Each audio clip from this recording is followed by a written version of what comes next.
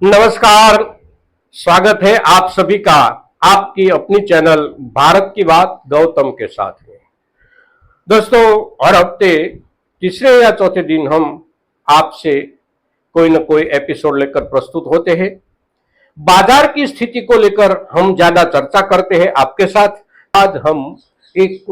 महत्वपूर्ण जो चर्चा चल रही है देश में, उसके बारे में आपसे बात कर रहे हैं, और वो चर्चा है हमारा किसान आंदोलन जो चल रहा है उसके ऊपर। आप सभी जानते हैं कि फरवरी 13 2024 से हमारा हरियाणा, पंजाब और राजस्थान प्रदेश के किसान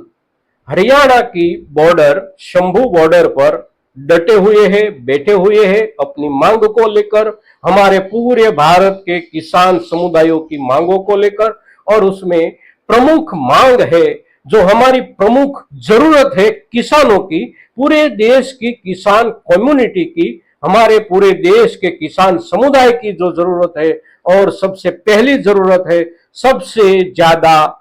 महत्वपूर्ण जरूरत है, वो है हमारी पैदावारों का लाभदायी मूल्य। और लाभदायी मूल्य के बारे में जब भी हम बात कर रहे हैं और बात करते रहे हैं पिछले समय में, तो हर समय पर, हर बात पर सरकारों ने, सरकार चाहे किसी भी पक्ष की हो, आज भाजपा की सरकार है, बीते हुए कुछ सालों पहले कांग्रेस की सरकार थी, तो सभी समय में सभी सरकारों ने हमारी बात को निरंतर सतत अनदेखा किया है। आज भी जो सरकार बैठी है वो भी हमारी बात को अनदेखा कर रही है। किंतु आखिरकार कभी न कभी सरकारों को हम किसानों की बात सुननी पड़ेगी, किसानों की बात माननी पड़ेगी, और उसके ऊपर कोई न कोई ठोस निर्णय अवश्य लेना पड़ेगा। परिस्थिति किसान आंदोलन की और परिस्थिति सरकारों की, उसमें बदलाव एक आ गया है पिछली लोकसभा चुनाव के बाद। किसान आंदोलन और किसानों की जो भी जत्थेदारी है इस आंदोलन से जुड़ी हुई, उसमें ज्यादा बदलाव नहीं आया है, लेकिन सरकार की ताकत में बहुत बदलाव आ चुका है पिछले दिनों में। यानी कि पिछली लोकसभा में, जो 17वीं लोकसभा थी, उस लोकसभा में वर्तमान सरकार जो है उसकी ताकत बहुत बढ़िया थी, बहुत बड़ी थी, और उसी ताकत के आधार पर वे हम किसानों पर तरह तरह का बल प्रयोग करती रही, तरह तरह का अत्याचार करती रही। किंतु पिछली लोकसभा चुनावों के बाद सरकार की ताकत की स्थिति को हमारे देश के नागरिकों ने बहुत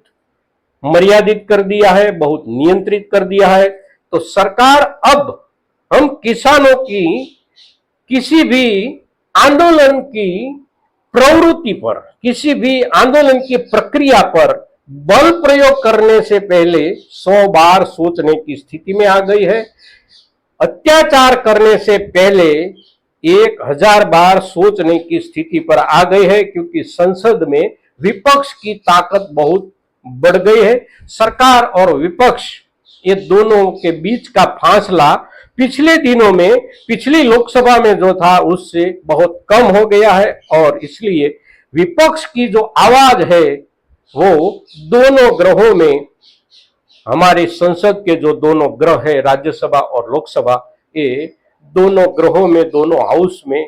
एक नॉन पात्र आवाज बनकर रह गई है। और जब विपक्ष की आवाज बड़ी होती है तब हम नागरिकों की आवाज संसद में सुनाई देती है, हम किसानों की आवाज भी संसद में सुनाई देती है। बजट में हमारे लिए, खास करके हम किसानों की जो महत्वपूर्ण मांग है एमएसपी को कानूनी दर्जा देने की, उसी मांग को लेकर इस बजट में कोई न कोई ठोस निर्णय लिया जाएगा, ऐसी अपेक्षा में हमारा सारा का सारा किसान समुदाय बैठा था। किंतु सरकार ने उसके ऊपर एक भी शब्द नहीं बोला है। और बजट सत्र के दौरान, यानी कि पिछले 2 दिन पहले, हमारे किसान आंदोलनकारी नेताओं और विपक्ष के नेताओं के बीच जो बातचीत हुई और नई नीति अख्तियार करने के लिए जिस तरह से एक दूसरे के साथ समन्वय बनाने की चर्चाएं सपाटी पर आने लगी, उस चर्चाओं का एक हिस्सा ये भी था कि हम किसान आंदोलन जो हमारे किसान भाई चला रहे हैं, उसी किसान आंदोलन के नेताओं को संसद में विपक्षी नेता के कार्यालय तक जाना चाहिए। वहां बैठकर अपनी बात विपक्ष के सामने रखकर विपक्ष के माध्यम से गृह में हमारी जरूरतें, हमारी मांगे गृह के टेबल पर रखनी चाहिए। और इसीलिए कल